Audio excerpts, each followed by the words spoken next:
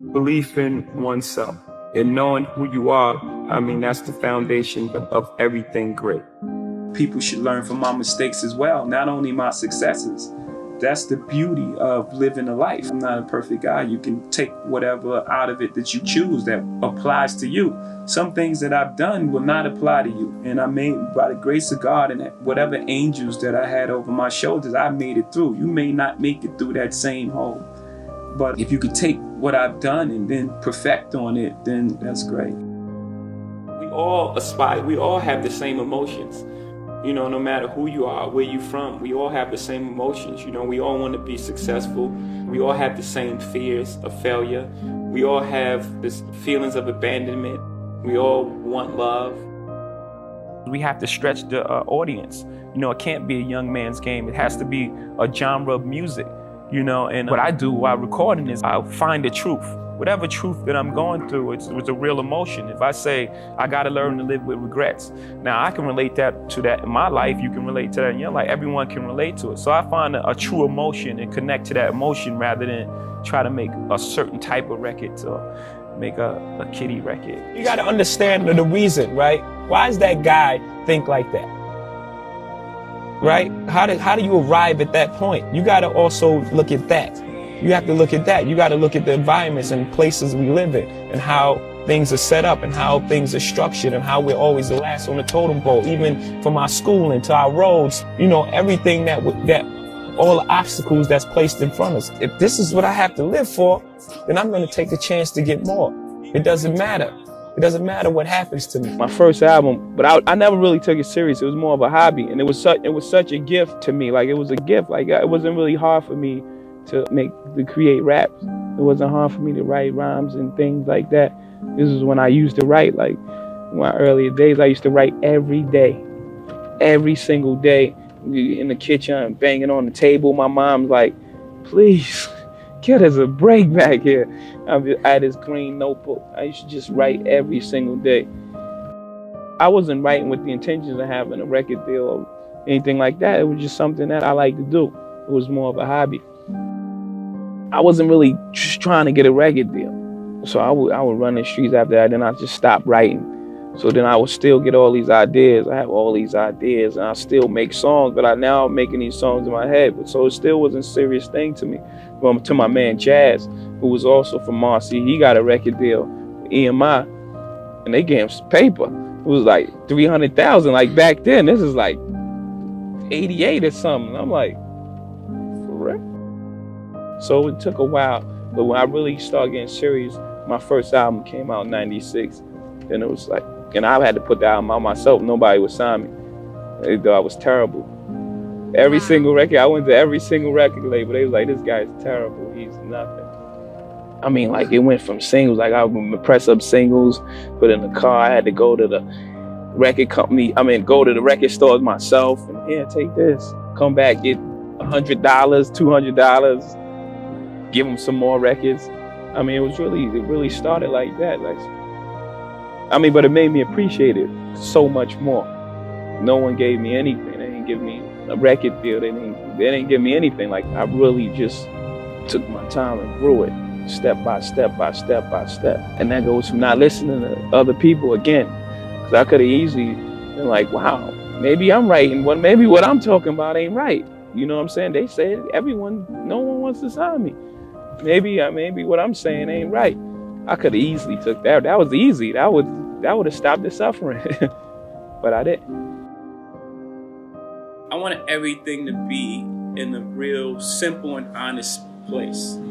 You know, like even the videos, you know, I don't want videos, like music videos, like each one is like a doc, or this is a short, or this is even the cartoon that we made for OJ. Like I wanted it to be just an honest portrayal of everything that I was saying. Like the story of OJ is about us moving forward. And for us to move forward, we had to take a look back.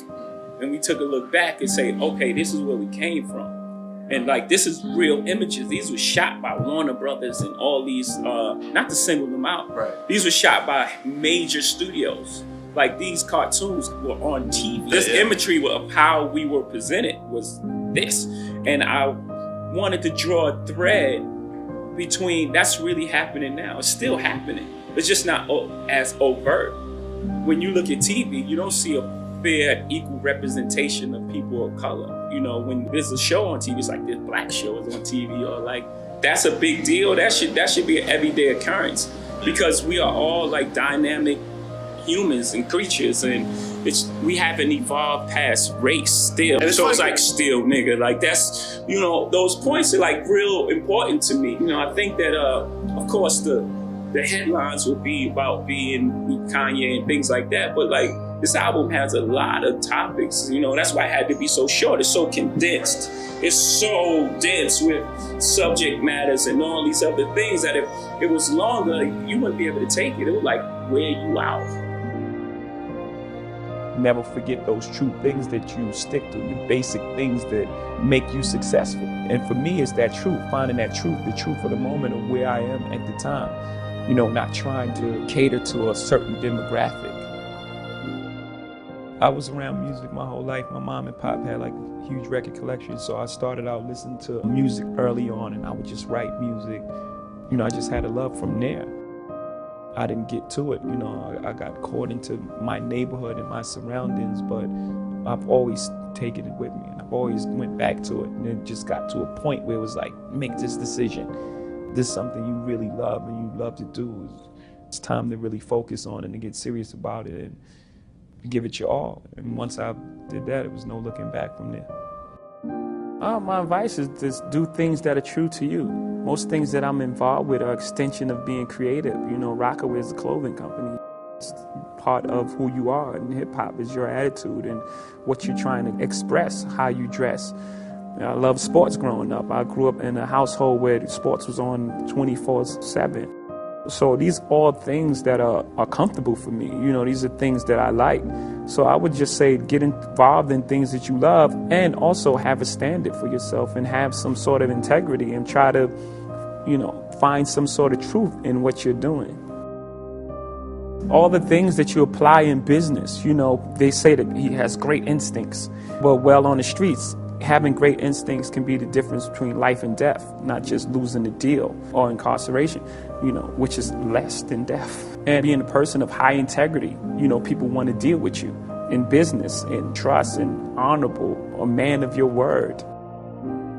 All these things come to play in business world. I'm not condoning anything, any street activity. It's just the way it is. It's not about who got more money and who got more houses. You know, you've earned it, buy what you want. But don't forget what's important. Without people, and being rich is be very boring. No one to share with, no one to have. You know what I mean? Like, you just be a rich person, one person on the planet. Just like, well, then what do you do? Things don't happen to you, they happen for you. That's life. Everything is life. It happens for you. Everything is for your greatest good. You can't control the future. I mean, you can control it up to some point. You can't control what others do. You can't control anything. Someone can run a red light, and that's the end of everything. You know, you only can control what you can control. Seeing things from other people's perspective and what other people are going through, you know, helps me a lot.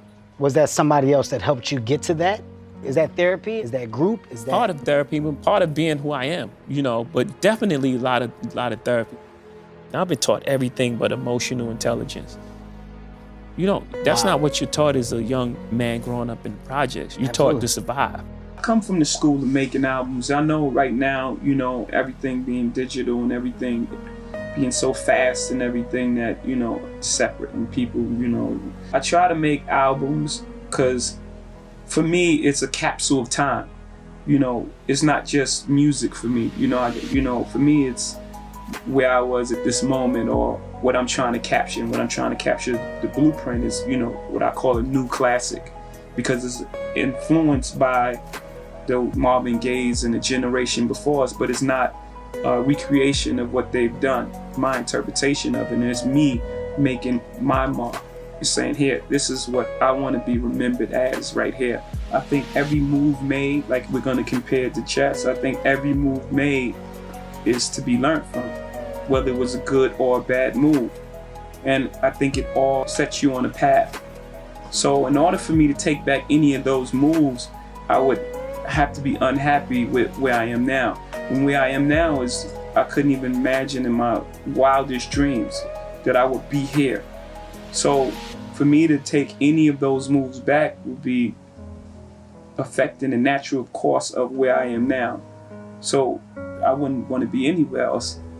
I mean, of course, there are things in life that you say I could have done differently, but knowing that and being aware of that, for me, it's helped me. You know, every chess move that I made, I was like, he's gonna do that. It's like it was followed up because I learned from that one. Okay, now I have to change my strategy because, you know, I moved that there, he's gonna move there. Now I have to move this over here. So at the end of the game, I believe I trapped the queen in the corner, to use a great analogy, and I have the king in my side. So I'm pretty happy with where I am. That meant most to me, and always coming up, I always believed in the way you live your life, you affect the outcome of your life, you know, and karma and everything. So I just want to be remembered as a very honest and straight up guy. You know, I'm pretty much a mirror. If someone's cool with me, like energies attract, right? You give off energy, you get that energy back. So just a person that was of the utmost integrity, you know, honest, very hardworking, and someone who really cared about the culture. Because at the end of the day, that's what I'm pushing everyone for. I always had that in the back of my mind, and then I got to a point where I was like, man, I don't want to ever just do it to do it. And then it was this opportunity. So those two things combining led to the retirement. And then, of course, the love for it. Like with anything else, the love for making music, you know, start pulling me back to the studio. And it was like, yeah, for me, I was happy about it. Because I was like, yeah, that's the feeling I want. Go in with making an album. I want to have something to say, feel like I need to do it, as opposed to it's November and, you know, put an album out. That admiration when people look at me and say, first black president, right? Because for me, like I said, when I walk in the room, I represent the culture. I love the culture, and I love to honor it in that way. So when people look at me like that, it just gives me more motivation to keep, you know, to continue to open doors for that next generation of artists. Like I said, this is the thing that saved my life, hip hop. You know, I don't know where I would be without it. There were no backup plans. So for me, it's very important.